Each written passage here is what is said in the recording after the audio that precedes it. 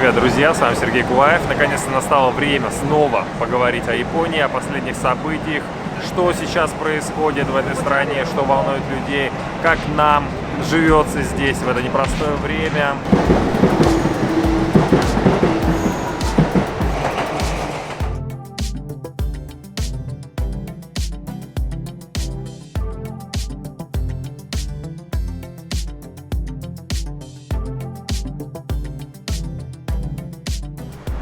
Все течет, все изменяется.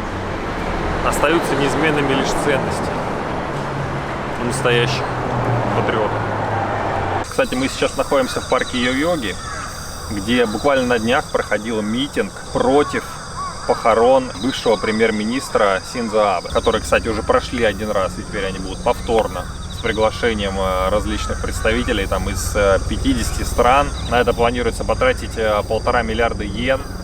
Миллиард и 600 миллионов, если быть точным. Пару дней назад себя пенсионер вообще поджег напротив здания правительства. Похожий случай был где-то 7 или 8 лет назад, как раз когда Абэ провозгласил смену курса, когда именно Япония была страной, конституция которой запрещает любые участия в любых военных конфликтах, протащили такую смену конституции в какой-то степени, да, и вот тогда себя тоже на Синдзику мужчина тоже себя поджег. Мы говорили про политические вопросы. Летом про Россию и Украину практически говорили мало, и на первое место вышел Китай, и Китай выставлялся как именно основной геополитический противник. Вот обычные люди начали даже говорить, что Китай — это страшная страна, и наибольшее он вызывает беспокойство в повседневной жизни. Потом как-то решили сгладить это все, потому что Китай — это один из самых основных торговых партнеров Японии. Была информация о том, что серьезный чиновник японский в закулисье поехал общаться непосредственно с китайским там руководителем каким-то очень серьезного эшелона, и что они там договорились о том, что не нужно все это обострять. И люди в комментариях часто пишут, что у японской политики нет самостоятельности, что она полностью руководствуется памяткой, которую ей предоставляет Америка, США. Но я с этим не могу до конца согласиться. По моему мнению, Япония все-таки действует в своих собственных интересах.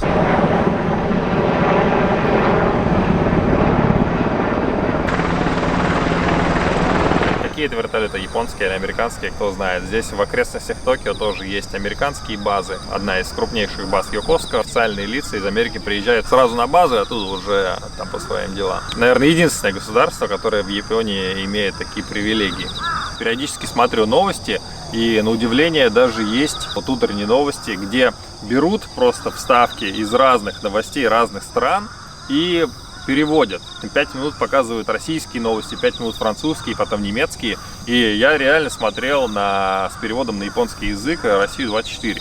Вот. Я, конечно, не знаю, может быть, они там что-то вырезали, подправили, еще что-то, но я реально смотрел российские новости. Потому что обычно говорят, что вот в российских новостях так якобы сказали, не факт какой-то, а это типа якобы так сказали. Ну вот, надо отдать должное, что сейчас появились такие программы. Может быть, конечно, они там что-то правят, я не знаю, но мне показалось, что было достаточно объективно. Во всяком случае, то, что вот обычно в российских новостях я смотрел, то и по японскому телеку я увидел. Что касается повышения цен, с осени на 30 тысяч позиций цены поднялись.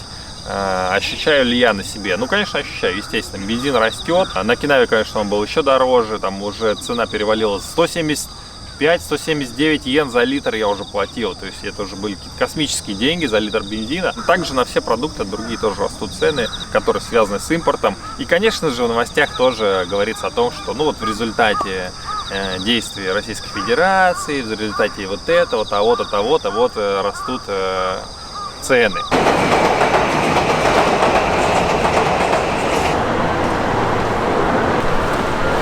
Урбанизм, дорогие друзья, это то, что преследует жителя большого города.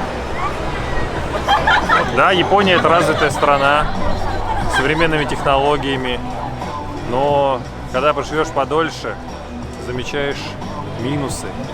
Потому что турист и постоянный житель — это совершенно разные вещи, совершенно они в разных плоскостях находятся. Я это лично сам на себя ощутил, живя 3,5 года на Окинаве.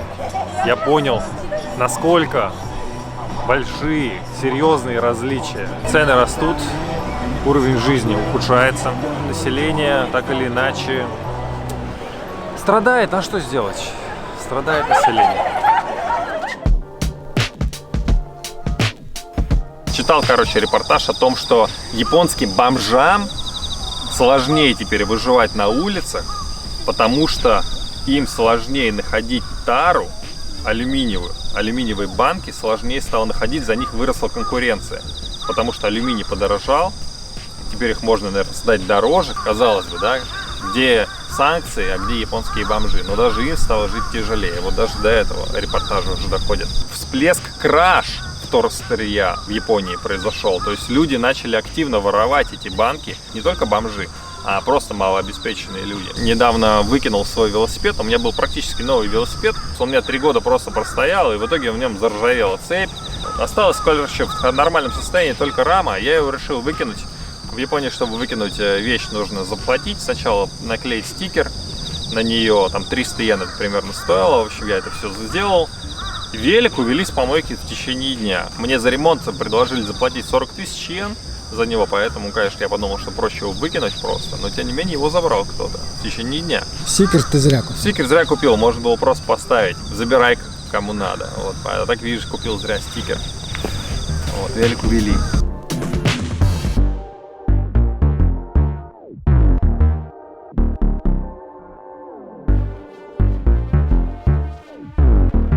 Когда-то давно, когда здесь жили просто бездомные, правительство решило их сдвинуть вниз с этого моста и здесь организовать спортивные площадки. Сделали футбольную площадку, бомжей сдвинули вниз. Это было где-то лет 15, по-моему, назад, или даже 20. Потом решили полностью в преддверии Олимпийских игр преобразовать и этот район тоже, и убрать бездомных отсюда, сделать внизу фешенебельные магазины, но сохранили футбольное поле, представляете?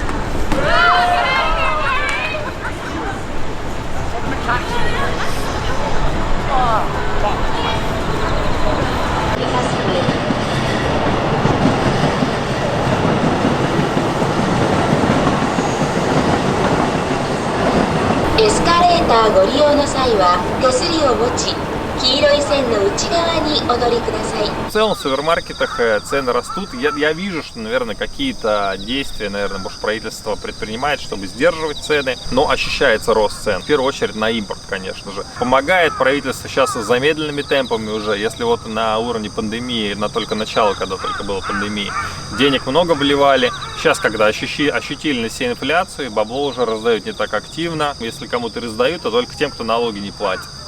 То есть получается такая политика, если ты работаешь, вкалываешь на компанию, платишь налоги, то тебя деньгами уже не поддерживают. А если ты как бы ничего не платишь, наоборот, налоги не платишь, ты, получается, малообеспеченный, тогда тебе положена помощь от государства. То же самое и на компании. Компании, которые нормально зарабатывают, платят налоги, держатся на плаву, им помощь не положена, а компании, которые практически уже загибаются, которые не могут без поддержки, им, получается, выделяют деньги. То есть, как бы такая социализм, или что это, стремление к социализму, или к чему, не выживает сильнейший, а все-таки пытаются держать какой-то баланс, наверное, да, чтобы не было раскачивания лодки, чтобы люди не чувствовали ухудшения экономической обстановки, да. Тем не менее, у Японии полно проблем, да, вот рождаемость постоянно падает, регулярно сейчас вот фиксирует сокращение рождаемости, сокращение населения, увеличение среднего этого возраста, то есть начинает уже говорить о том, что старики могут работать до 75 лет, что ли, собираются продлить этот рабочий возраст. Куча проблем демографических, но при этом официально 3000 человек в Японии ждут в очереди в детский сад. То есть не хватает на всех детских садов, при том, что рождаемость постоянно сокращается, то есть количество детей сокращается.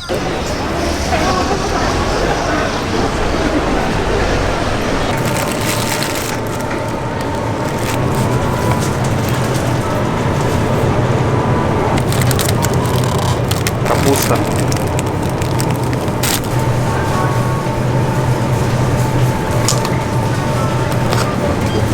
Там один рис. Для примера решил проверить, сколько сейчас в Токио можно еды купить на 1000 йен, причем не в каком-то кафе, ресторане и так далее, а вот именно просто вот находясь в центре Токио, что можно купить, поесть более или менее приличного, чтобы это не было переизбыток углеводов и так далее. Вот я на 1000 йен, на 834 йена, если быть точным, набрал себе обычный салат из капусты, который практически, наверное, на 70% состоит из капусты с добавлением каких-то там морковки, еще чего-то. 192 йены после скидки. Еще один салат из гобо, это корень китайский, китайское какое-то растение, в общем, из корня тоже салат, стоил 200 йен с майонезом, он более-менее вкусный. Ничего из мясного я там толком не нашел, поэтому выбрал орехи макадамия, которые стоят 300 йен за 50 грамм. И дрессинг, короче, соус тоже гома из семян сделан. 40 йен за такой маленький пакетик. Зато чай всего лишь 70 йен. Вот, в общем, такой скромный обед. Можно было, конечно, взять комплексный обед бенто японский за 500 йен, в котором 1000 калорий, но это не полезно. Я сейчас на кето-диете, поэтому стараюсь углеводов есть по минимуму. Вот. Но, с другой стороны, Виктор набрал себе на 1500 йен. 30% скидка практически. Салат уже там у него с добавлением курицы. Уже соус есть тоже в комплекте. Обрезки курицы за 430 йен. Органический чай, сколько он? 100, наверное, у тебя стоил тоже. Бутылка воды тоже сладкой за 40, тоже за 100 йен. Какой-то хлеб. Булочка.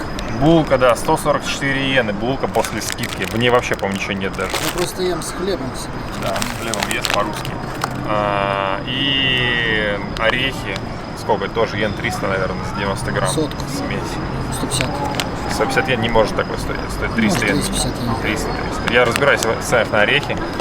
Орехи стоят 300 йен за 100 грамм в среднем. Хотя бывают большие порции, миндаль стоит за 100 грамм 200 йен. Вот, в основном всегда выходит 300 йен. То есть на 3 раза надо умножать. А макадамия, получается, на 6 раз умножаешь. В общей сложности здесь еды на 2500 йен в рублях где-то на 1100 рублей. Примерно столько еды можно купить. Но один человек, да, может наесться, один взрослый человек. А здесь еще думаем сосиски взять жареные. Там порция сосисок и 6 сосисок 1200 йен примерно стоит. Тоже где-то в рублях около 500 рублей. Примерно такие цены, на это нужно ориентироваться. Иена сейчас недорогая, поэтому как туристу приезжать достаточно выгодно. Если тратишь доллары или даже те же самые рубли, но только эти рубли нужно предварительно, конечно, обменять на йен. А ввести наличку, по-моему, сейчас особо много не разрешают вывозить налички из России. Поэтому, ребята, будьте внимательны, когда собираетесь в поездку в Японию, вас могут остановить и отобрать наличку, кто знает. Вот. Официально в Японию ввозить можно было всегда наличка не более эквивалента 10 тысяч долларов, то есть не больше примерно 1 300 йен. Но, по-моему, сейчас там понизили уже для каких-то стран, я не знаю, надо уточнять. Это красиво? Да, это очень красиво. Такой постапокалипсис. Вроде цивилизованно, но при этом зеленью. Да, я в Японии где-то около месяца. Я приехала из Москвы. Как ты смогла приехать нормально, выехала? Что-то проверяет, сколько денег вывозишь, какие вещи? Вообще ничего не проверяю. То есть сколько денег вывозишь, тебя не спрашивали? Нет, там просто что-то на бланке надо было написать на обум, и больше ничего не спрашивают. Они единственное спрашивают, везешь ли ты с собой деньги, ты говоришь да, говоришь то, что типа они спрашивают в какой валюте, а сколько не спрашивают. А по прилету у тебя в Японии что-нибудь спрашивали, как-то допрашивали, что-то осматривали? Нет, меня просто фактически за ручку провели до места, где нужно было поставить отпечаток пальца, и меня выпустили на волю в Японию. В целом, как жизнь в Японии тебе? Какие проблемы? Расизм уж какой-то ощущаешь? Отношение какое-то особое? Да, особое отношение, меня здесь все любят, ко мне все вежливые. Если я что-то не понимаю, мне это объяснят. Если мне куда-то нужно, меня вот буквально за ручку возьмут и отведут. Они очень коммуникабельные, добрые. Когда ты говоришь, что ты из России, какое к тебе отношение? Они спокойно к этому относятся. То есть, японцы, они просто негодуют, как вроде как было все мирно, все хорошо, с чего две страны поссорились и до такого дошло. То есть лично тебя никто не пытается обвинить или сказать, вот что ты приехала там? Нет. То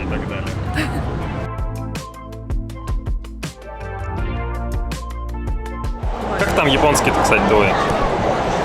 Японский? Я вся в расстройстве, я не прошла экзамен. Ну ты говорить-то можешь на японском? Более-менее. Более-менее? Жестами? Да. Честно, я вообще не общалась, потому что у меня... Я познакомилась с девчонкой, она классненькая. Можешь эти фоточки покажем? Ты не японцев ищешь или только японцев?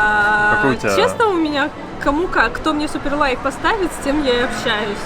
Подожди, а у тебя какой-то продвинутый уровень или что? В смысле продвинутый Ну, уровень? ты платная подписка или что? Нет, конечно. Господи, зачем девушкам покупать платную подписку?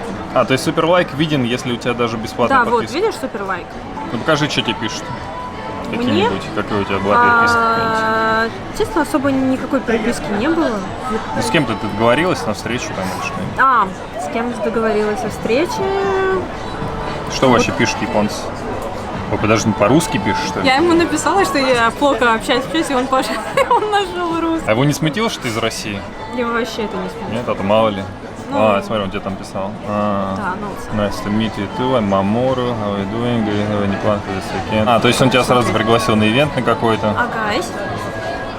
I don't know much English. Был 20-летний, который предлагал мне, это как его, поехать к нему домой на выходные. Окей, чувак, спасибо. То есть он тебя спросил, что тебе нравится, что ты любишь есть? То есть ты ему написала, что ты не пьешь алкоголь? Ну, да, я так ушла. Такой сразу смайлики ставит, да, везде там. На самом деле здесь просто алкоголь меня не берет. Вот Давай здесь посмотрим то же хоть, что самое. за чувак. 31 год. Музыкант. О, смотри, какой симпатичный. А какие у тебя планы на будущее? Хочу остаться в Японии, то есть надо найти работу. То есть ты все-таки по стезе найти работу, а не замуж выйти? Да, потому что, блин. Ну это как стартовая позиция. 3 года потерпеть, потом можно, в принципе, вид на жительство претендовать. Если хорошо зарабатывает муж. Не сказала бы. Если музыкант, то не прокатит, наверное, скорее всего. Потому что у них нет зарплаты.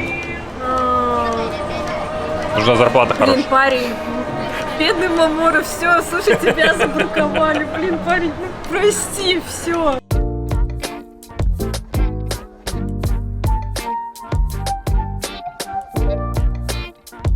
Tokyo Game Show 2022 года. Тема игровой выставки этого года Game Udze Taitomaranai, что на русском означает «Игра никогда не останавливается». Несмотря на все тяготы, которые мы сейчас переживаем вместе со всем миром, люди не перестают играть. Они приходят на эту выставку, чтобы ознакомиться с последними новинками, которые готовы просто разорвать игровую индустрию. Игры, они тем и хороши, что они объединяют все слои населения любых возрастов, любого социального положения, любого класса. Когда я знакомился со списком всех компаний, которые представлены на выставке, очень много было компаний, которые вообще никогда в жизни раньше не видел. Видимо, это связано с развитием игр на мобильных платформах, китайскими, корейскими разработчиками. Для меня, на самом деле, токийская выставка имеет особое значение, потому что я впервые здесь побывал примерно 10 лет назад, приехал поснимать для своего канала, когда я только вообще создал канал в 2013 году. Потом я сюда снова вернулся уже в качестве работника выставки на косплее. Здесь было снято одно из моих самых популярных видео «Реакция японки для Кобидон», которое собрало 11 миллионов просмотров. Но тем не менее, сегодня, спустя 5 лет, мы снова здесь. Обстановочка вроде расслабленная, но уже не то, что было раньше. То есть меньше намного количества красивых девушек. Все в масках, естественно. Смартфон геймер. RPG? Окей.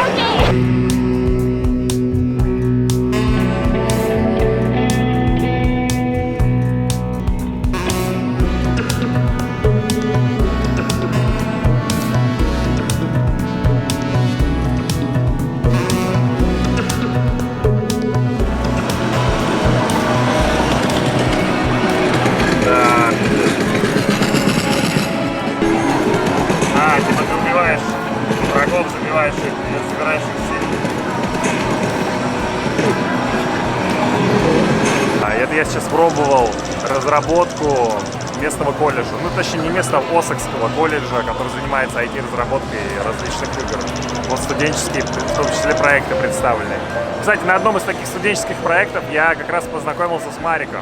Она тоже объясняла для гайдинов, как играть в симулятор гонок, который разрабатывался на базе ее университета.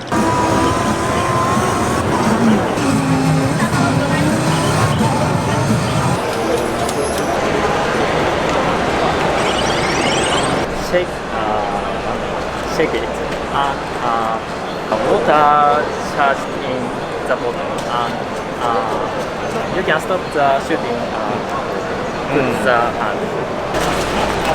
Okay, okay.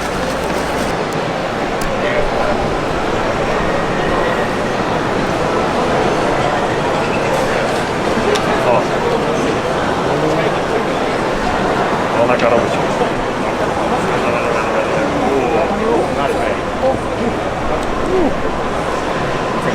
Thank you for playing. Студенты из университета префектуры Айчи разработали отличный симулятор. От чего, ребят, вы пишите в комментариях. Чему он должен научить, какой опыт ты должен приобрести, какие навыки отточить.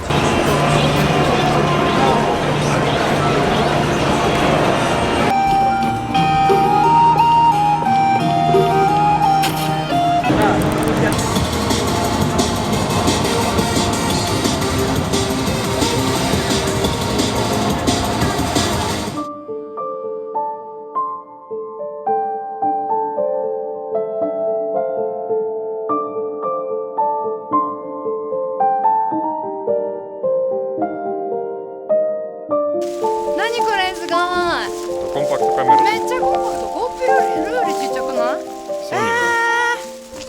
かっこいい。森の中です。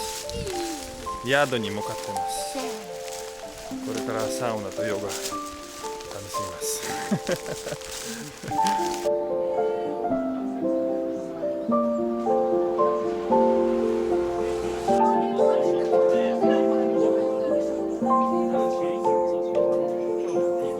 あったかなみたいな。なんか。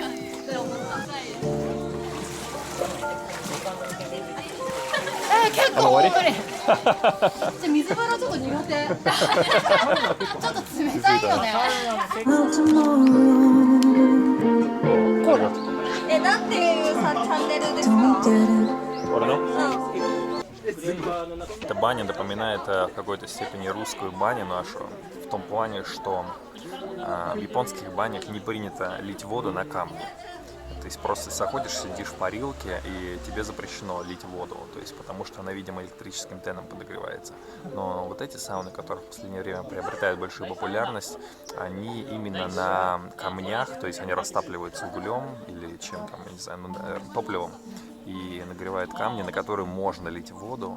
Поэтому по ощущениям очень похоже. Сидишь, такая влажная баня, вот как, примерно как наша. Но разве что не хватает веника еще. Вот. Но здесь был специалист, кстати, должен был приехать, но он не смог приехать, который как раз специалист по русским баням. То есть он 6 лет вроде как прожил в России и занимался именно изучением русской бани. У него там большая коллекция различных веников. Я на самом деле очень рассчитывал, что он будет. 体からめっちゃ湯気出てる。どうですか? 最高です。Да, どこが一番暑い? こことまつげ。フェイクだからめっちゃ暑いね。どうですか、サウナ流行ってる? 流行ってる。自分はどんぐらいなの？週2、3ぐらい。週3ぐらい。それ立てやすいのこれって？そう、これ30分ぐらいで設営できるし、普通の車に乗るぐらいの大きさだから。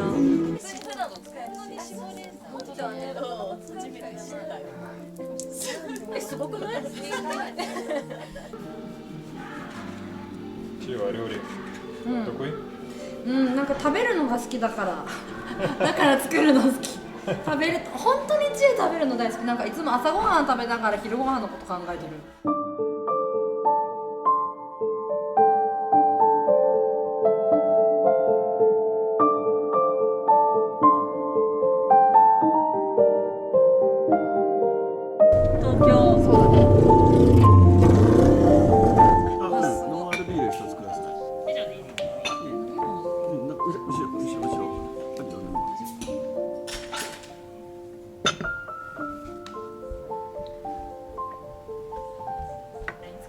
だいてまた焼いて2、3回ほど繰り返しお願いします。その方が味が染み込むんで。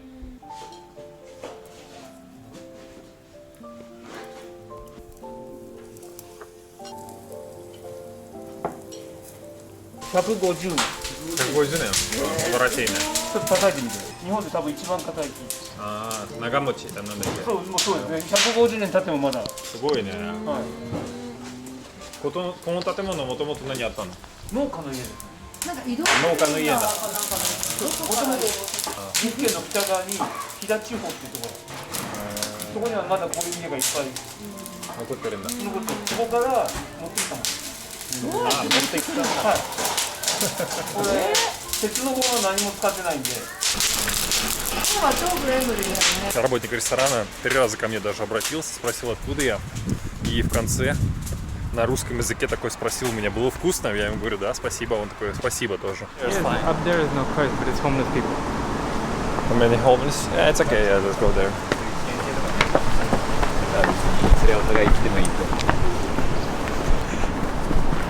Ah, fuck, so busy. Huh? English or Japanese? Japanese. Really? Ah, fuck, man. Alright. So you want to need mask? Without mask? With What? It doesn't look good? My view looks beautiful, man. No. I'm glad to see your face. Huh? Alright, let's do this quick, man. Let's do this quick.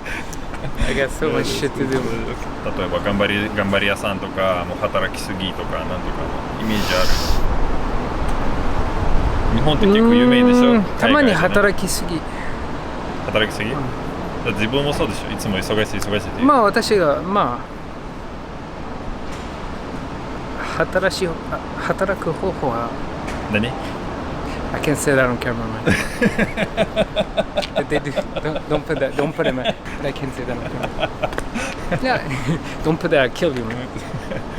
そういえばさ、最近ロシアとウクライナの問題あったんだけど、まあ簡単に言うとロシア人嫌いになったの？ロシア人嫌いじゃない。なんでロシア人嫌い？ただ多分インターネットに読むともうでもインターネット今だからねはロシア人もどんな国にいてもそういろいろがなんか本当にバカなことだと思う。ウィンブルドンでロシア人のテニスマンに行けないとか意味なくない？この人はテニスしかやってないからさ。パワーがある人が悪い。あちこち。インターネット読まない方がいい。全部信用しない方がいい。So guys, we in Shibuya station today, and at least 10 years ago it was like crazy hell of construction working here. But today it's really modern city, modern station. Future is here in Japan. You know that, guys.